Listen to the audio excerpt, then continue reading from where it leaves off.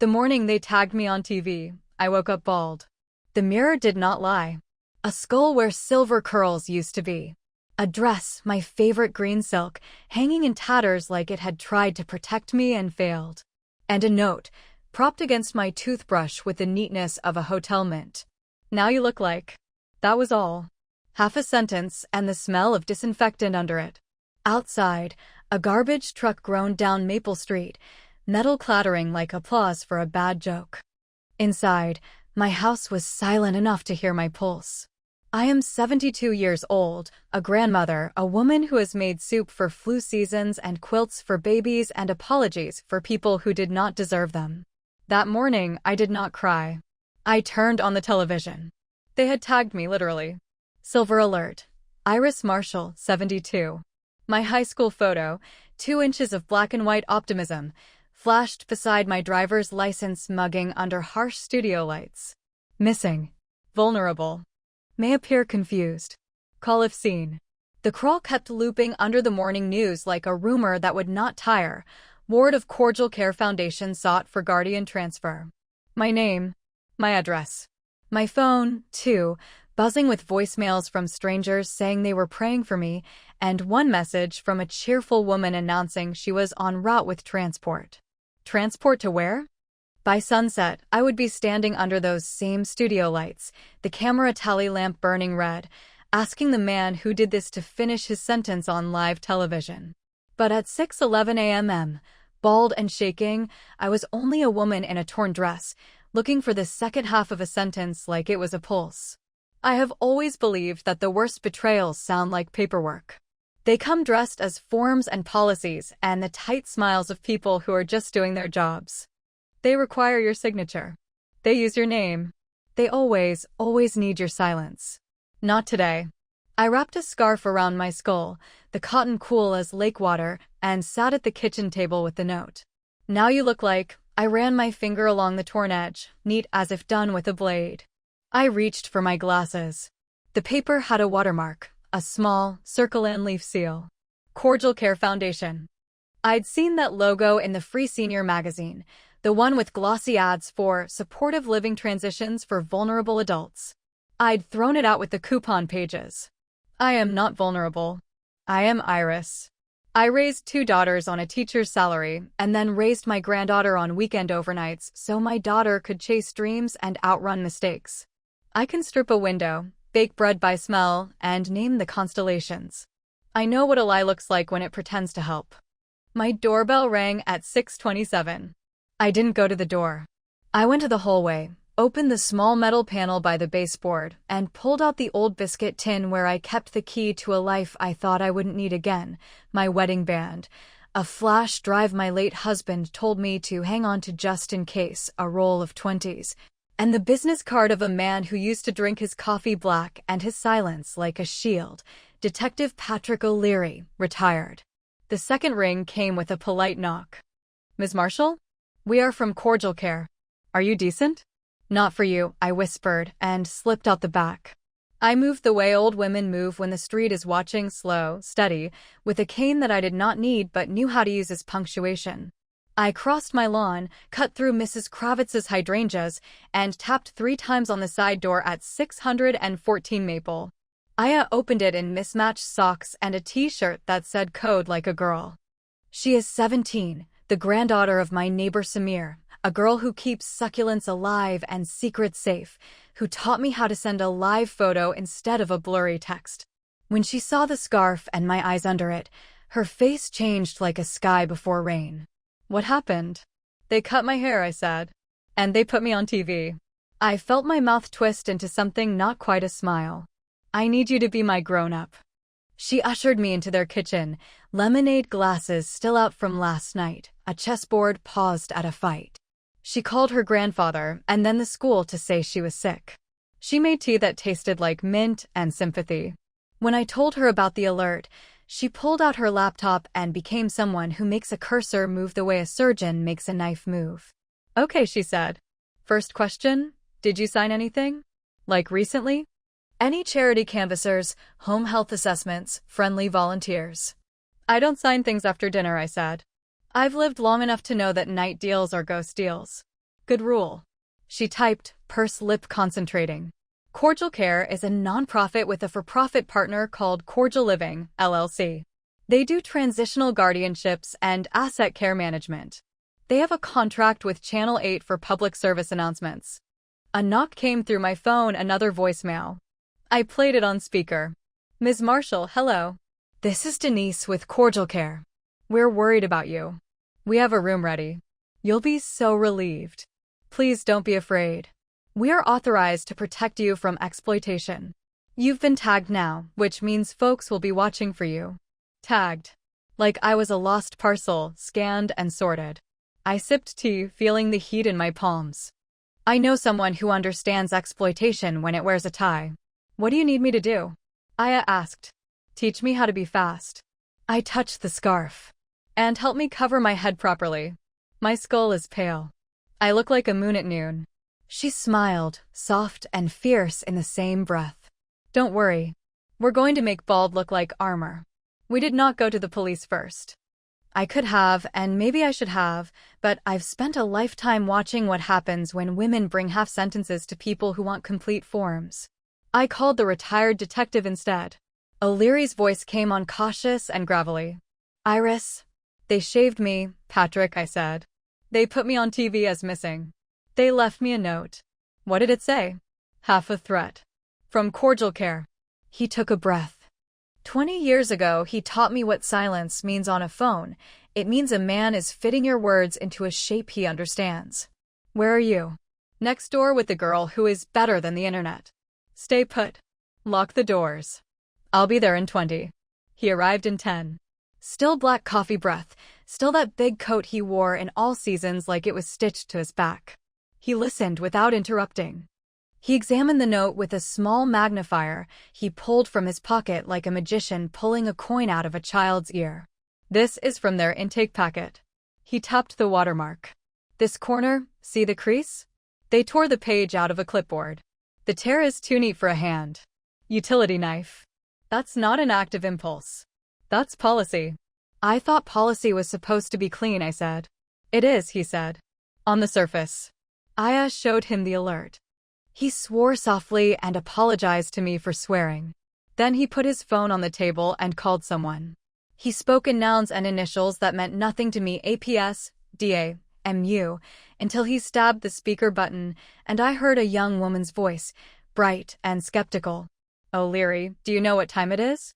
Hanson, do you know Cordial Care is running silver alerts through Channel 8's PSA board without law enforcement authorization?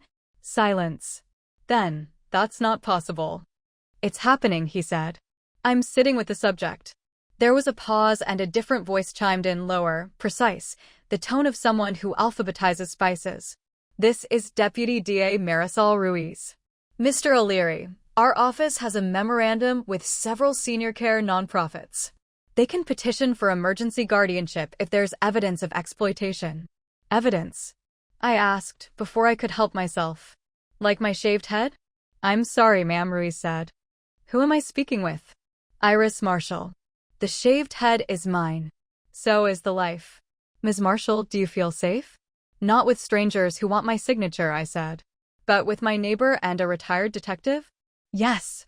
Good, she said, and I could hear the shift, the bureaucrat stepping backward to make room for the person. Mr. O'Leary, can you get Ms. Marshall to my office at 11? Discreetly. I'll have intake pulled and a judge on standby. We'll be there, he said, and ended the call. Aya exhaled. So we have a path. We have a line, O'Leary said. He looked at my scarf. May I ask a hard question? You may ask 3, I said. I am out of patience and hair. Who would profit from your removal? He asked. If Cordial Care is a machine, someone turned it on. My house is paid. I counted on my fingers because truth deserves enough fingers. I have a pension and modest savings. 2 daughters. One who left and returns only for holidays on alternate years. One who lives here and is still mending her own life. A granddaughter. A kitchen heavy with cast iron. A garden that makes tomatoes sweeter than forgiveness. I paused. And a show. I am 4 weeks into a series called Midnight Letters, an hour after the late news on Channel 8. I read letters from viewers who never got to say what needed saying. The show was a favor. A little patch of night where people still listened. O'Leary's head tilted. Channel 8. The same, I said. They tagged me as missing while running promos for me between commercials for cough syrup and car dealerships. Isn't that a trick? To call someone gone just before you ask them to be visible. Aya's eyes sharpened. Who runs the PSA board at Channel 8? Derek Lang, I said. A man with hair so perfect you suspect it of being a hobby. He shakes hands without letting go, like he's waiting to feel the pulse of a lie. O'Leary's mouth did a small, unhappy line. He was the comms director for Cordial Care 3 years ago. Left to go into media. Then he never left, I said. We went to the DA's office through the back of the public safety building, O'Leary walking like a man who knows where hallways hide. Ruiz was younger than I expected and more tired. She looked at me like a person, not a file. She ordered the alert pulled within the hour, and then did something I will never forget. She took off her blazer, folded it, and handed it to me. Here, she said. So you don't have to sit in a scarf in a government building. This place is cold even on good days. I put the blazer on like armor. Thank you. Then the work began. We gave statements and they, in return, gave me a shape to build my fury around. Someone had petitioned the court 2 days earlier for emergency guardianship on my behalf, citing mental decline and undue influence by younger relatives. The petition included my bank balances and a list of my assets, all neatly summarized for the judge beneath an affidavit signed by a Cordial Care intake liaison. The judge had not yet ruled. The alert, however, had already aired. Emergency guardianship, O'Leary muttered, the pirate's shortcut. Ruiz clicked her pen and said, we need proof of bad faith. Something more than a fishy timeline. Then we get proof, I said, and was surprised by the steadiness in my voice. I had spent a life being asked to be reasonable. Reasonable people get picked clean. I would be precise. Aya raised her hand like she was in class. I found something. She had sent a text to a friend who interned at Channel 8. 10 minutes later, the friend had sent a screenshot of a Slack message. Run Cordial Care Silver Alert for Marshall first half of hour. Tag show promo next. Soft roll with midnight bump. The message had Derek Lang's name at the top. Please tell me soft roll isn't what it sounds like, I said. It's where you run something without the usual checks, Aya said. Soft launch into hard reality. Ruiz whistled without sound. We will need the original, not a screenshot. O'Leary leaned back and made a phone call. He did not say what he said, and when he hung up, he said only, we may have more than a Slack message. We may have audio. From where? I asked. A bar, he said. Where Lang talks too much. Some men drink to forget, some to perform. Derek Lang, as it turns out, drank to rehearse. By afternoon, we had a recording. A reporter I knew from the studio texted it to my neighbor's phone because she was afraid her work email would be monitored. In the recording, Lang's voice is smooth and regretful, the way men sound when they want to ruin you while being thanked for it. He was laughing, lightly, about how easy it had been to run an alert without law enforcement because who's going to question saving a grandma? He said the phrase like it tasted good. And if we nudge her into care by next week, he added, the asset manager has her house listed by Friday. Move her show to a memorial segment and sell an ad around it. It's the circle of life, baby. Asset manager. The words ate at the edges of my patience like moths. Ruiz printed the transcript. This is enough to get a warrant for Cordial Care records and Lang's communications, possibly conspiracy to commit fraud. And the person who started the machine? I asked. Who would profit, personally? Aya cleared her throat the way a violin clears its. There's one more thing. The petition includes the name of the petitioning relative. A co-petitioner, actually. Who? I asked. A woman named Claire Morris, Aya said. Your daughter. The room tilted, then steadied. My daughter Claire with a laugh that filled rooms and hands that fluttered when excited. My Claire who has always lived at the far edge of her own intensity, the one who says yes to every high and no to every landing. She loved me, and she loved whatever was in front of her more. People can hold two truths until one falls. I asked to see the petition.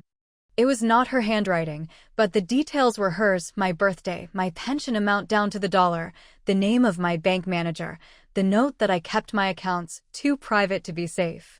Living alone is always called stubbornness when you are a woman over 70.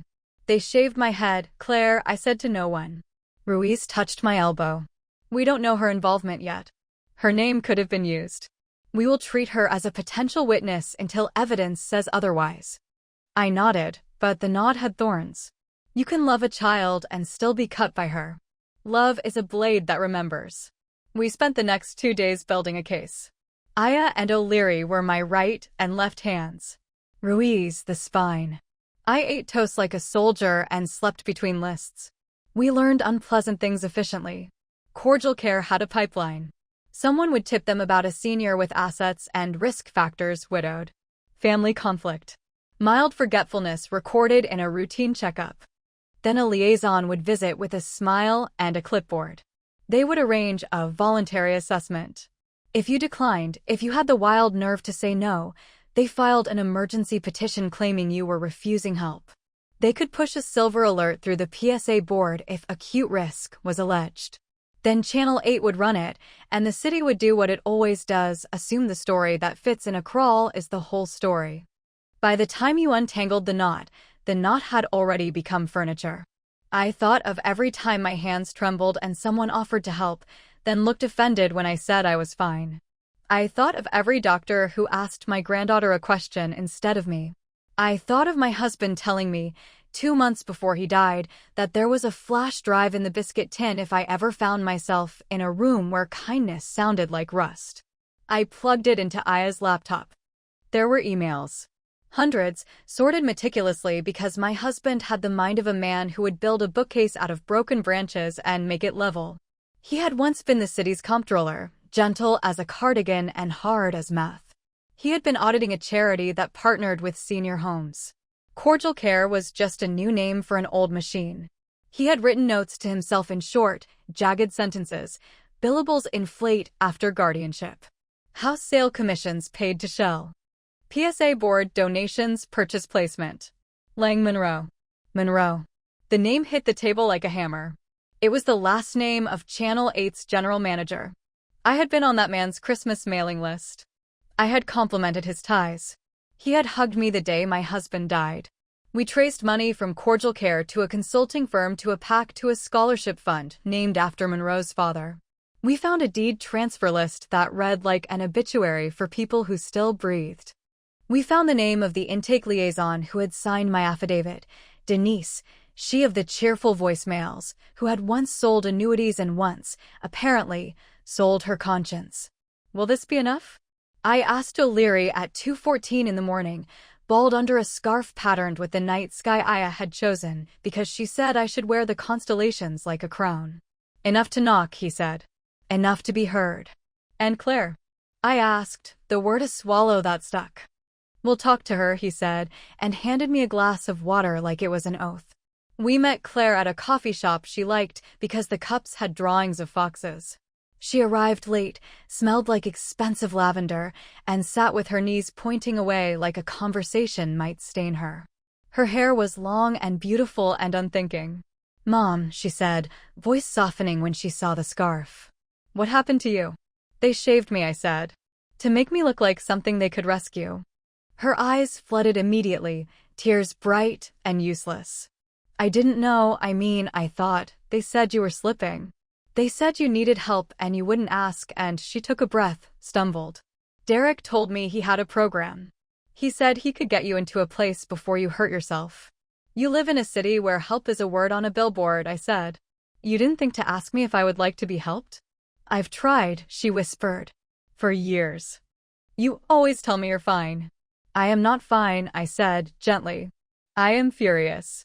There is a difference.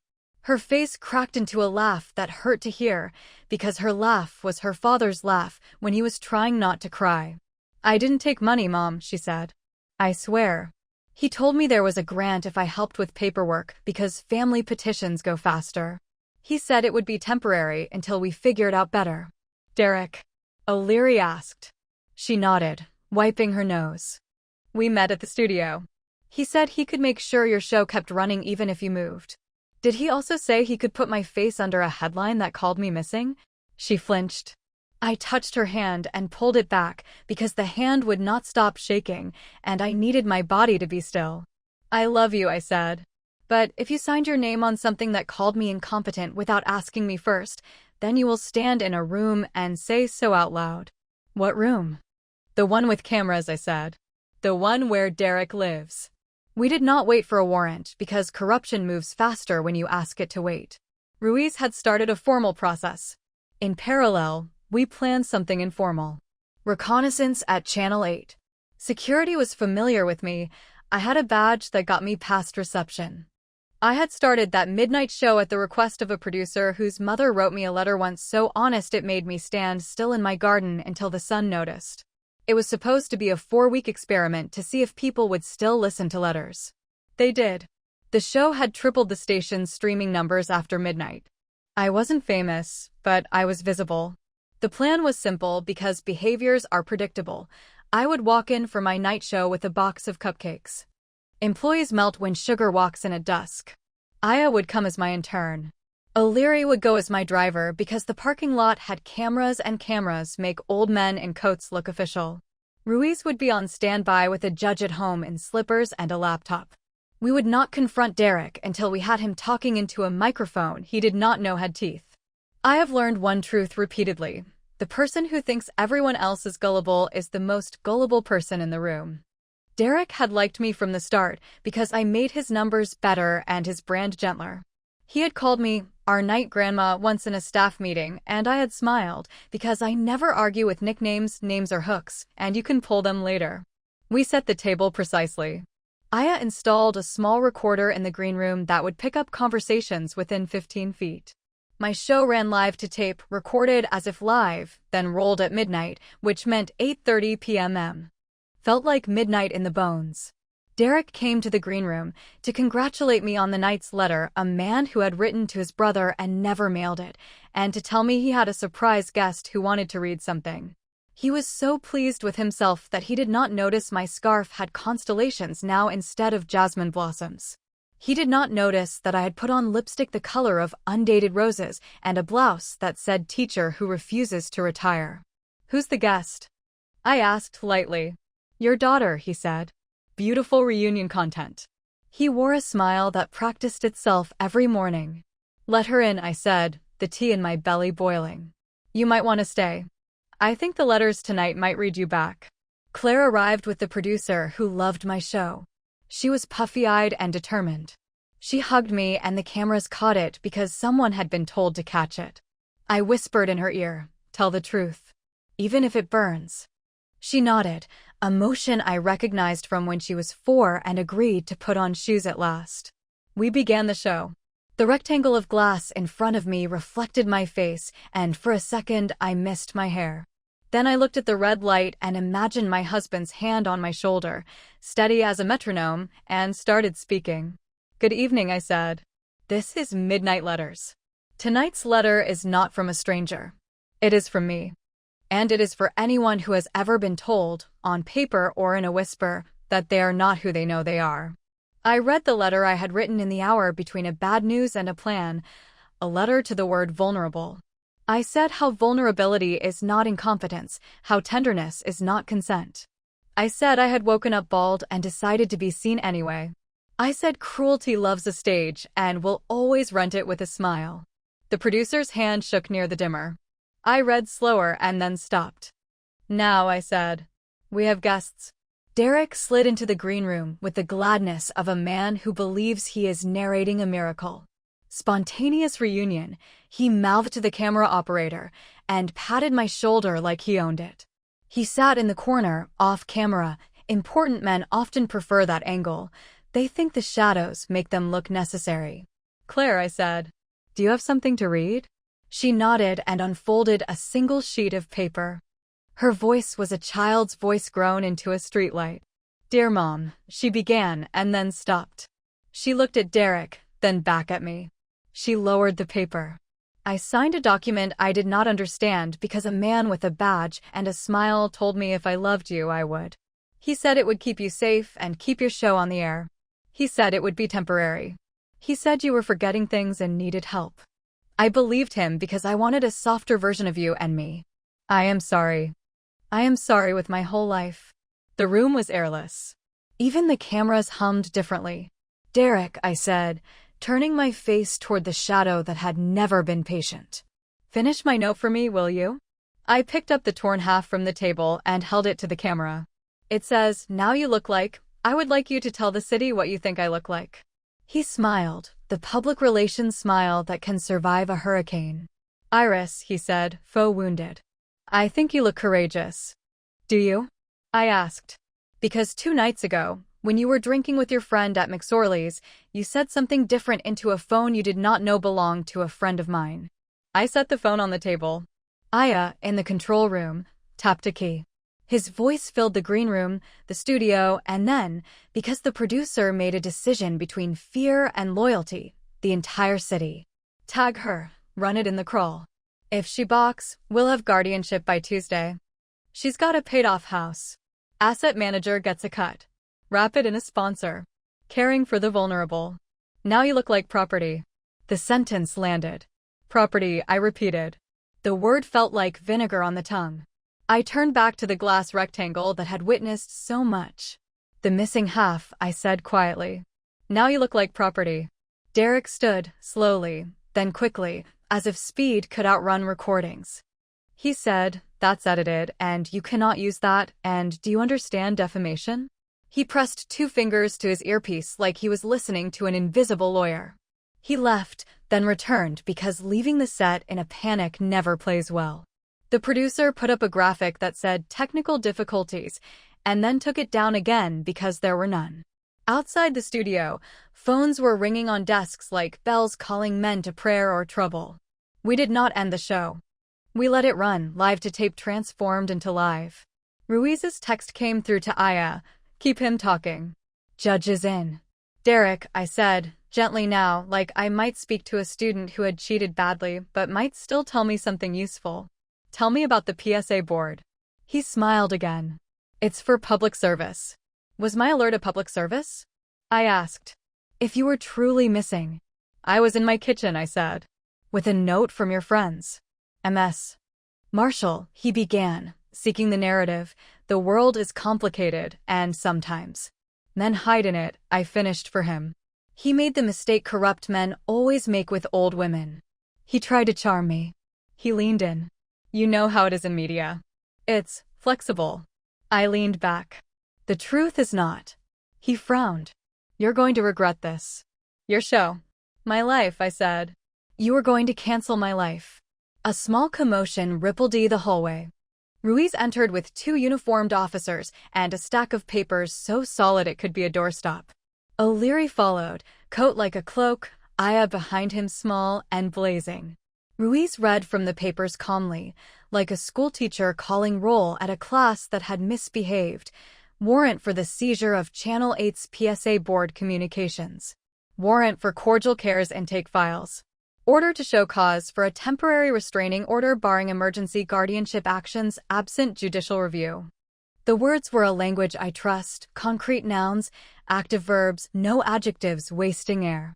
Derek looked for exits and found none. The producer cut to a wide shot because sometimes the city needs to see the room where a thing breaks. I do not love humiliation as a sport. Women are fed it our whole lives. But I believe in consequences. 2 days later, the DA announced criminal charges, conspiracy, fraud, elder abuse under color of care. Channel 8 suspended Derek and placed Monroe on administrative leave, which is corporate for a room without doors. Cordial Care shut down its intake unit. Denise cut a deal and did not use her cheerful voice in front of the judge. Ruiz looked 10 pounds lighter. O'Leary drank his coffee with milk for the first time in 20 years. Aya slept for 14 hours and then painted little planets on my scarf because you might as well wear a galaxy if you're going to walk through one. All that would have been enough for many lives. It was not yet enough for mine. Revenge is a word people spit when they are afraid of women knowing what they are owed. I do not want to be a saint. I have been a good woman long enough. Being good in a crooked room bends you. I wanted more than the machine stopped. I wanted the people who built it to know that an old woman they misnamed had sharper teeth than their nonprofit. So I wrote one more letter. Not to the city. To myself. It said, Do not let this become your only story. Finish the sentence with your own words.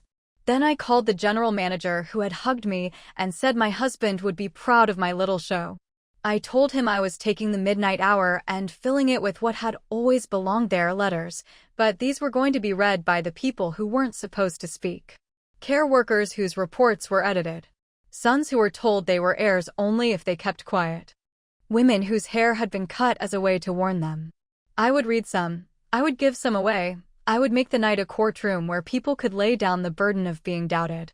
He tried to tell me we needed to wait until the situation settled. I have never loved the word situation.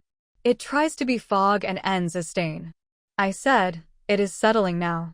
He said, but, Iris, the advertisers, and I said, the night will be paid for by every citizen of this city who has ever watched the news and wondered if anyone inside the camera remembered what it feels like to be on the other side of it. We will crowdfund. We will pass a hat. We will sell cupcakes. The night hour belongs to the people. He laughed, not unkindly. You are trouble. I am 72, I said, and tired of being polite. We raised enough money in a week to run 6 months without a single car dealership. Letters came in sacks. They smelled like kitchens and printing ink and despair. Aya and I sorted them on my dining table. We categorized by ache. We chose the ones that did not drip with cruelty but burned with it. Because television needs fire in a controlled manner. We lit small ones and watched the room warm. Claire called each day. She came over with groceries and a penitent mouth and a willingness to sit in silence. Forgiveness is not a door you throw open. It is a latch you lift slowly. She told the DA everything she knew, which was not as much as I feared, but more than I wanted. She had text messages, dinner receipts, a schedule of steps Derek had sent from his private email. She did not ask me to absolve her. She asked me for a list of chores. I gave her my windows and the silver that had tarnished exactly as much as memory does. After the first new show, the station's inbox overflowed with something I had not seen in the city in a while: decency. People said they were sorry. They said they were angry. They said they had not realized how often kindness could be rented to the highest bidder. They said they had thought of their own grandmothers and felt their mouths go hard.